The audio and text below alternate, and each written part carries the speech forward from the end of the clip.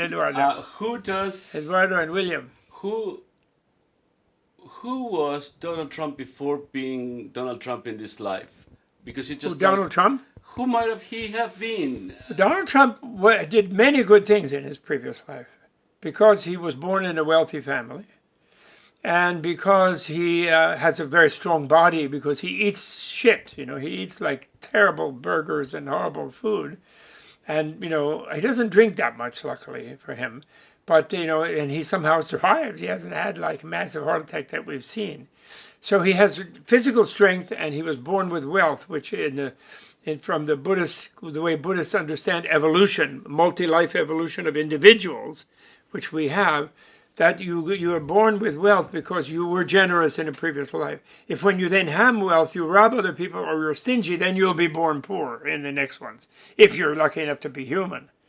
And his problem was he was born with wealth, but his father was a Nazi. We know that, a member of Nazi party. He grew up with Mein Kampf in the house. And his mother was sort of broken down, I think. I read Mary Trump's book about him, right? And she's not a fan of his, but she's a good psychiatrist. She's a well-educated psychiatrist, on the other hand. So she understands the human mind and the way Western psychiatry does. And he was kind of broken as a child and encouraged by that father to be like a bully. And the mother couldn't show him the love and things because when he was an infant, she kind of had nervous breakdowns and things. She had a lot of problems, And I read it hoping to be against him because he's never been the president. Actually, people don't realize that he was never the president. I see you're even shocked. You see, but that's why we shouldn't have they shouldn't have hesitated to impeach him. McConnell did us all a big disservice by not voting. He said he was guilty, but he didn't. In second impeachment, not to jail. That would have been better than a legal one because he didn't have to go to jail. He just couldn't run again. And he would have to bow out, and leave us alone. But what do you mean he was never a president? What I mean by that is this. Yes, he had the numbers to be elected. But if you remember, he said before the 2016 election, he would not abide by the outcome of the election unless he won. I don't know if you remember that. Yeah, perfectly. He didn't just do it now in the 2020 election. He said that about the 2016. So he was not participating in a democratic competition for a position. He was just playing his media game. And it so happened that our system is so wrecked that NBC gave him $1.5 billion of free time, which the head of NBC, who has since been kicked out for molesting women, the head of NBC at the time did say it was bad for the country but good for NBC. So it was just an accident by the mess up of the system, bad campaign contribution money flowing everywhere, that he happened to occupy the White House. But he never considered that he had to serve the people because he didn't try to do it. So therefore he just mouthed an oath, but he did not take an oath of office to support the Constitution. And his first speech was how horrible the country was. Carnage, he said, it's terrible.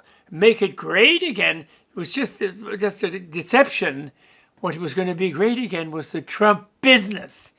He bought the hotel there. He moved his business into the White House by accident, actually, almost. And he even thought so. Remember, the wife wept when he won because he was only running to build up the name to sell his buildings and launder money for oligarchs from China and Russia, especially, and Latin American countries and other countries. And that's all he was doing. So he just ran his business from the White House. That's why he didn't do anything. And then his buddy oligarch Putin told him, break up NATO. Oh, yeah, let's break up NATO. Let's to fuck off, Angela Merkel, whatever. He completely, everywhere he destroyed it. Let's go see North Korea. That's all just Putin told him to do. He was just a stooge of Putin. And he didn't do that because of some political allegiance to Russia. He did it as an allegiance to oligarchy, because he wanted to be our oligarch. And then he got used to living in the White House, and then he said, I'm going to stay here for life, and nobody can kick me out. And again, he didn't abide by an election. Second time, but that one he lost. But he won the other one by numbers, but not by having tried to be president. He wasn't trying to be president. And then he just spouted the oath of office.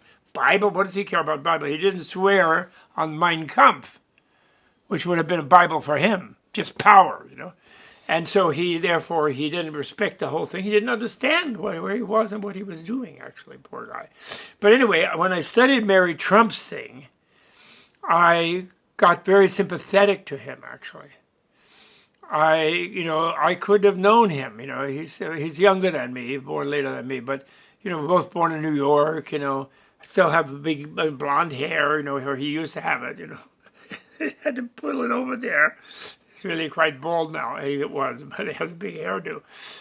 So in a way, I could have been very like him. And I felt very sympathetic that he had such a wrecked time as a baby. He really did. And then he bullied his brother and so on. The father of Mary, the niece, who became a psychiatrist. She's the only one in that family who escaped from that father of his. Drumpf. Who was, as I said, he was, Madison Square Garden, Nazi Party, 1937. He was arrested outside that, at the time, or 38, something like that. So he was a known member of the Nazi Party. Thank you.